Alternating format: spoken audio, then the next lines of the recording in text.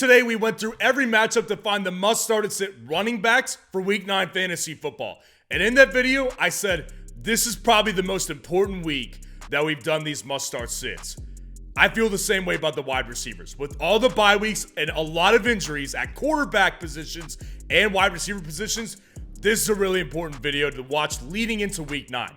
And the reason we do it on Saturdays every week is because we get injury reports on every single team. So we're going through every matchup, doing it again. We're finding the must-start and sit wide receivers for Week 9 fantasy football, and I'm one of the only fantasy YouTubers who's working on a Saturday. So please go down there, drop a like on this video, and subscribe to the channel to show your support. It is greatly appreciated. Chiefs at Dolphins here. First matchup, and it's not at Dolphins, by the way. It's a game in Germany. It's overseas, starting at 8:30 a.m. Central. Make sure your lineup is set on Saturday night. Tyreek Hill, Jalen Waddle, it's the easiest decision. You start both of them. Tyreek Hill, he wants the smoke versus his former team. He wants the smoke. So you want to play Tyreek Hill all the time, especially how great he's been. You never put Tyreek on your bench. Let's move on. Jalen Waddle definitely must start. Dude is rebounding. He had a massive game last week. The matchup potential here with the scoring upside is absolutely sky high. Jalen Waddle does not go on your bench. The Chiefs wide receiver room continues to be one of the toughest for me to evaluate, but it is getting easier over time. We do see a clear hierarchy in who they prefer to target, and that man is Rashee Rice. Rashee Rice is coming off a bad week last week in which he dropped some easy passes. He's not perfect, but he is their best wide receiver, and he's their most consistent option. And in this type of matchup versus the Dolphins, I like this matchup. Rashee Rice is in the upper tier of flex options this week. And Marquez Valdes-Scantling, this is the type of game where he can get you a big play. I'm not saying move around some pieces so you can play Marquez Valdes-Scantling. Don't try to outthink the room. But if you have options on bye weeks, if you've got injured guys, Marquez Valdes-Scantling, this is the type of game he hits a 50 to 60-yard touchdown. I could see it happening. That's the only reason he's flexible, though. Big play upside is there. Don't torture yourself with Sky Moore and Kadarius Toney. Just don't do it. Neither of them are worth it. They're simply just not involved, and they're really just not good enough, even in this type of matchup, for me to tell my audience that they're good options. Vikings at Falcons here. Nobody's must start. And you have no idea how depressing it is to say that about Jordan Addison. He's been excellent. I love Jordan Addison as a player, but I can't tell you guys he's must start. He's in the upper tier of flex options. But because of the quarterback issues right now, I can't tell you that Jordan Addison must start because we've never seen this guy play. So with a backup quarterback we've never seen, it sucks, man. But I can't tell you Jordan Addison's must start. And then Drake London's out for the Falcons. He's out of this matchup. That's the only reason Matt Collins is flexible. Again, I'd rather start Jordan Addison because we've seen more consistency and there's just more upside with a player like Jordan Addison. But Matt Collins, I would say, is in the middle tier of flex options this week against a secondary that actually is the weakness of their team right now. And then, of course, you have to bench Drake London because of the injury. And KJ Osborne with this new quarterback, I just don't see much upside here. It's a sad situation, honestly, that I'm actually depressed to talk about.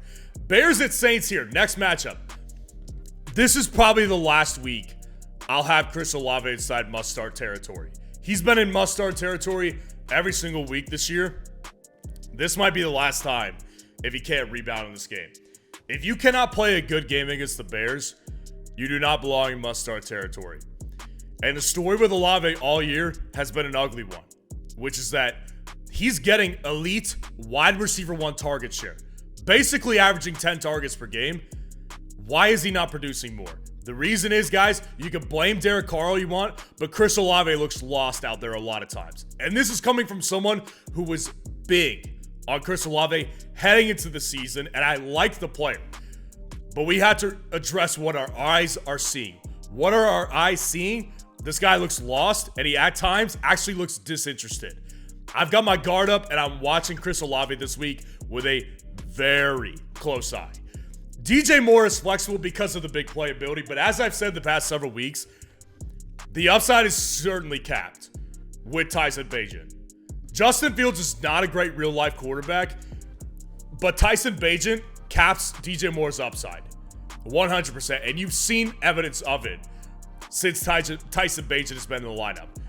This is already a bad matchup against the Saints, but DJ Moore, just because he's a big play threat, is a good option. And speaking of big play threats, Rashid Shaheed, I do believe is an upper tier flex option this week.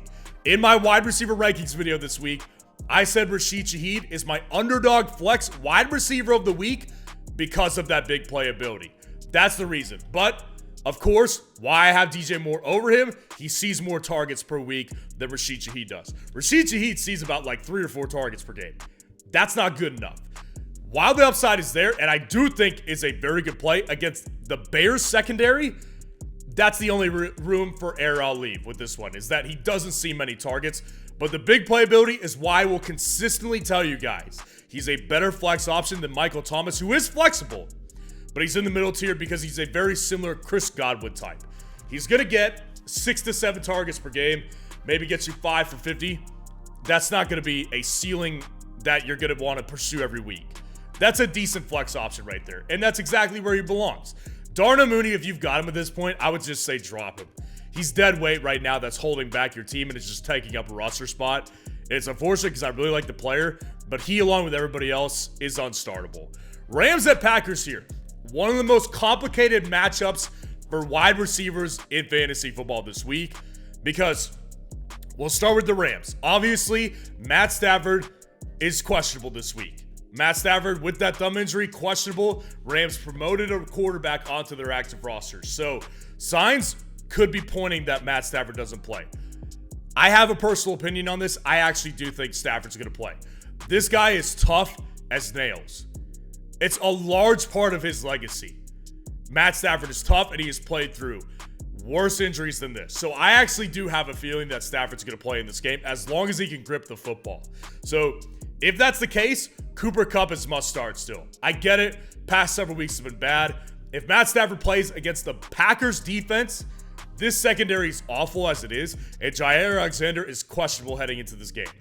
So there's a lot of upside here, I do believe, just from a matchup perspective, if Matt Stafford plays. And even if he doesn't play, Cooper Kupp is actually still going to be a must-start guy because of the targets he's seeing and because Puka Nacua is entering this game injured as well. Questionable with a knee injury. If he plays, he's flexible. I don't think he's going to have the upside that he does normally with that injury, though. That's the only thing I'll say, because I do think that if he comes in the game injured, he'll probably be more of a decoy than anything, which is why Cooper Kupp is bulletproof in this matchup, in my opinion, regardless of quarterback, because Puka Nacua factors into Cooper Kupp's outlook this week for me personally. So if he plays, he's flexible. Obviously, if he doesn't play, I wouldn't flex him.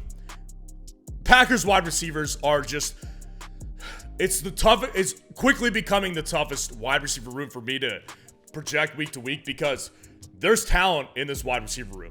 There's no question about it. I think all three of them, Watson, Reed, Romeo Doubs, I think they're all talented. Problem is Jordan Love is horrendous. But again, matchup is tremendous. Absolutely fantastic. Rams defense sucks, especially their secondary, so it makes them all flexible. And if Watson hits on a big week, I wouldn't be surprised. But if he also doesn't do anything, it wouldn't surprise me either. Jaden Reed is actually above Romeo Doubs at this point for me, because Jaden Reed has been better with his opportunities. That's the reality here. But again, I acknowledge all of them are flexible because of the matchup right now.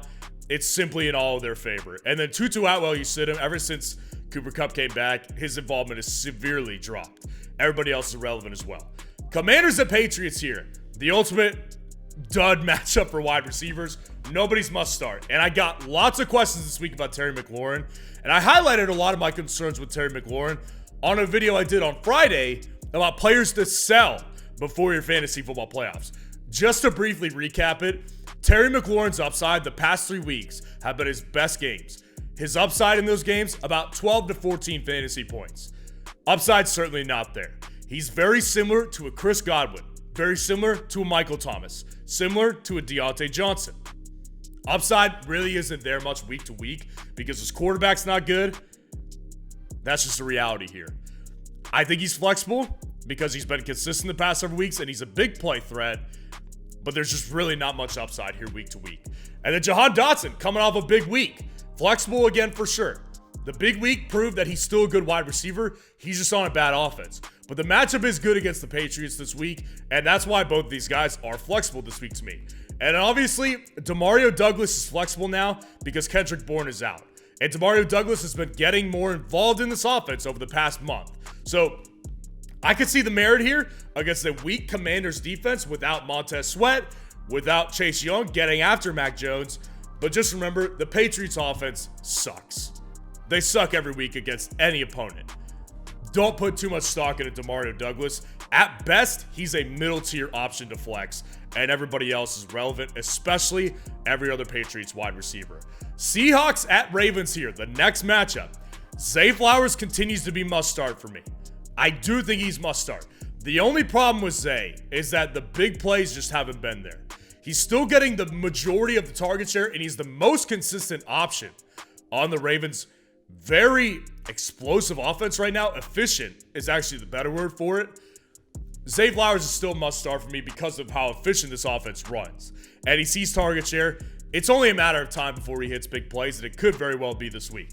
And let's get into the Seahawks wide receiver room, because I have gotten so much flack this week for DK Metcalf being where he is outside of my top 30 wide receiver rankings this week. Tyler Lockett's must start to me because the guy has simply been more consistent than DK Metcalf and just has a higher ceiling. That's the reality. Jackson Smith-Njigba, I prefer him at DK Metcalf over this point. A lot of people are like, you're crazy for this because DK Metcalf is averaging more targets per game than Jackson Smith-Njigba. And DK Metcalf, of course, the history is that he's a big play threat. Yeah, I acknowledge all those things. I'm not denying that those things are true. Jackson Smith-Njigba does average less targets per game than DK Metcalf. I've said this all season, and before the season as well. I think Jackson Smith-Njigba is actually just a better player than DK Metcalf. Sorry. DK Metcalf, throughout his career, he's lucky to average 12 fantasy points per game. This guy is simply just overvalued all the time. I don't hate the player. I think he's a great player who's got lots of upside, but in a crowded wide receiver room with not a good quarterback, in a matchup that's really tough versus the Ravens, I'm taking the better player here, which I think is Jackson Smith-Njigba. And the way he's been playing this week, the way that the offense is getting him more involved every week, I don't think that's bad for Tyler Lockett, actually. I actually think it's bad for DK Metcalf. That's where I'm going to hang my hat on this week. I could look like a fool, and I'll call myself out for it if I do, but that's my gut feeling right now, and that's why I'm going with Jackson Smith-Njigba over DK Metcalf, while acknowledging they're both very good flex options this week. Rashad Bateman, Odell Beckham Jr., I can't trust him to tell my audience to play him. Rashad Bateman basically getting 2 to 3 catches per game, and Odell Beckham Jr. had 0 catches last week. No consistency, not enough upside here. Buccaneers at Texans. You start both wide receiver ones for both teams. Nico Collins coming off a disappointing week, you still play the man. Nico Collins is capable of having massive big boom performances any week. I'm a big Nico Collins guy, above consensus in the community.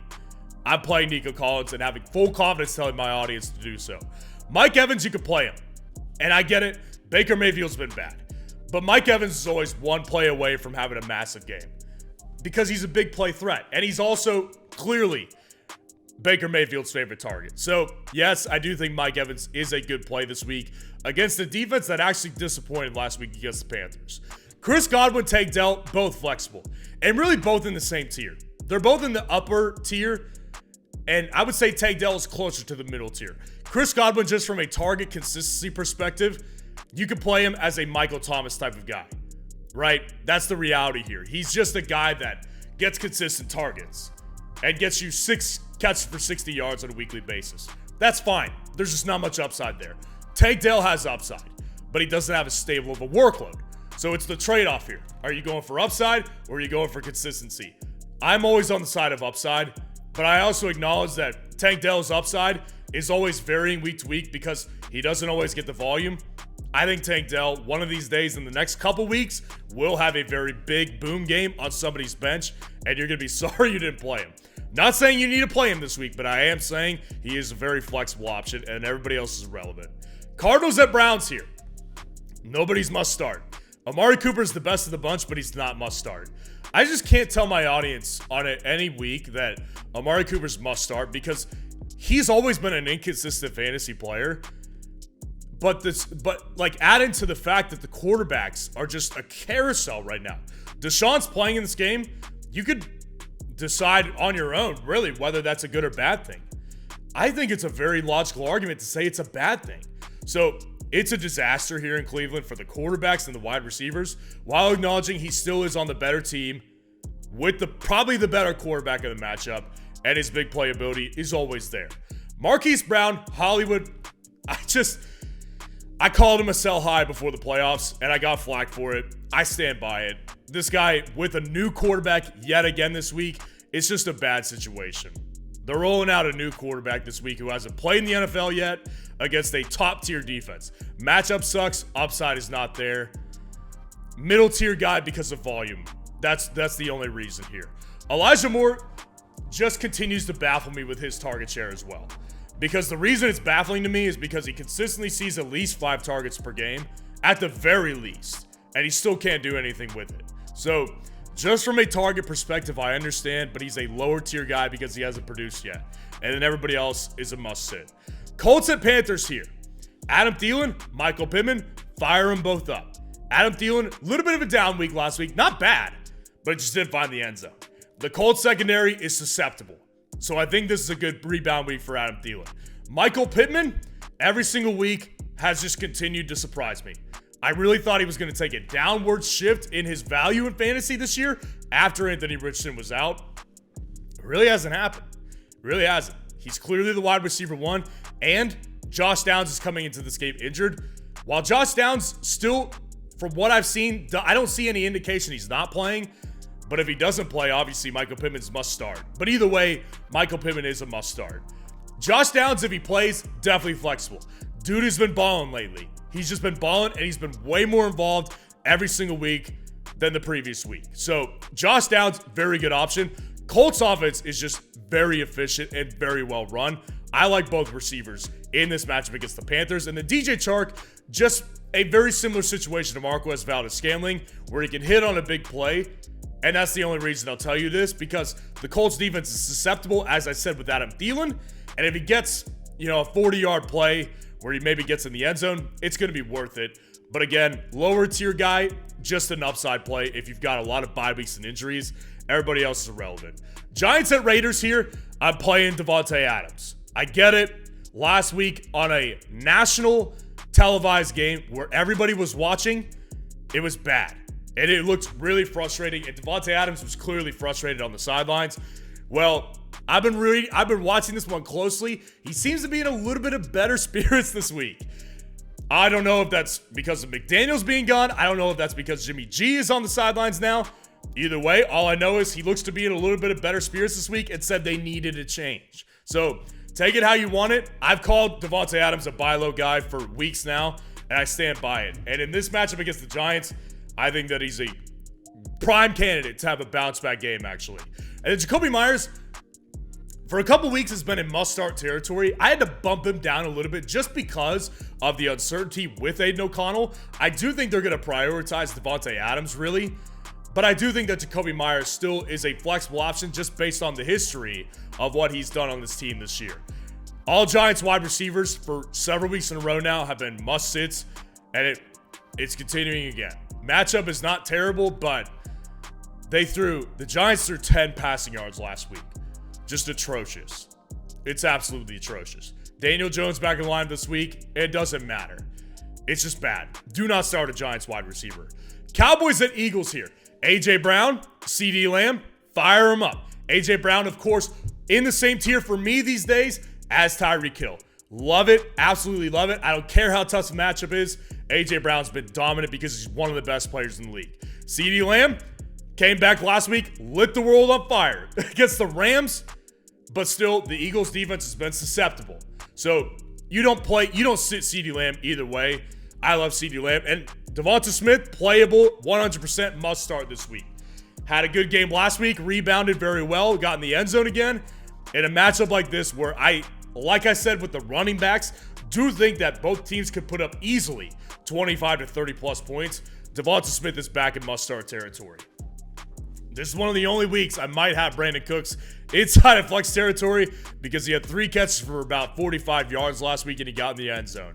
In a matchup that is going to be, like I said, very high scoring, I think. Brandon Cooks has upside, but we'll see how this one plays out. I'll be watching him with a close eye this week as well, and then everybody else is irrelevant. Bills at Bengals here. Love this matchup for wide receivers. Everybody's must start. Jamar Chase, Stephon Diggs, T. Higgins, Gabe Davis, must starts. Jamar Chase, Stephon Diggs for the obvious reasons are must start. We don't need to address that. T. Higgins back in must start territory because Joe Burrow is looking better and he had a good week last week. T. Higgins is back in must start territory in a matchup where I would be shocked if both teams didn't put up at least 25 points. Gabe Davis, big jump in my rankings this week because of the matchup upside and the big playability he has. But just remember this, Gabe Davis was on the fringe for me of flex options simply because do not be surprised if you get nothing from Gabe Davis. That's in his nature as a player. He either gives you a massive game or he gives you nothing. That's his nature. So be cautious a little bit. Don't start him over T. Higgins. Don't start him over Diggs. Don't start him over Devonta Smith. But I still think he's a must-start guy because of the matchup upside. And then Tyler Boyd, Khalil Shakir, you could flex those guys. Tyler Boyd getting more involved as Burrow gets healthier. And in this matchup, I'll take the shot on him. And Khalil Shakir, good week last week against the Buccaneers. In this matchup, I'm willing to play those options as well because the matchup upside is so freaking high. And that's basically every wide receiver who's going to be playing in this game. Chargers at Jets here, the Monday night game. Keenan Allen, of course, is must start. I get it. Last couple games have been a little bit underwhelming. Still very good. The guy's still the #1 target. And Joshua Palmer also does not look like he's going to be playing this week. So that's going to only increase Keenan Allen's importance. And he's also 70 yards away from getting 10,000 receiving yards on his career. The Chargers are going to be motivated to make it happen. Garrett Wilson, right on the fringe for me. Must start or sit. Matchup is great, though, which makes him must start. Clearly the wide receiver 1. Had a 100-yard game last week, but there's always a Zach Wilson factor in here that worries me with Garrett Wilson. I think Garrett Wilson's a good start this week. As long as Zach Wilson can play well, the matchup is good, and Garrett Wilson is just such an important piece in this offense. Quentin Johnston is flexible this week. And the reason why is because Joshua Palmer probably is going to miss this game. And Quentin Johnston had his best game as a pro last week versus the Bears. That was the Bears. They're taking on the Jets this week. Temper your expectations. But I do think just because the offense is so high upside, I will say he's in the middle tier of flex options for me this week. And like I said, never start another Jets wide receiver outside of Garrett Wilson. So let me know what questions you need answered for Week 9 Fantasy Football in the comments below. And if you want to see the must-start and sit running backs for Week 9 Fantasy Football, click on this video right here.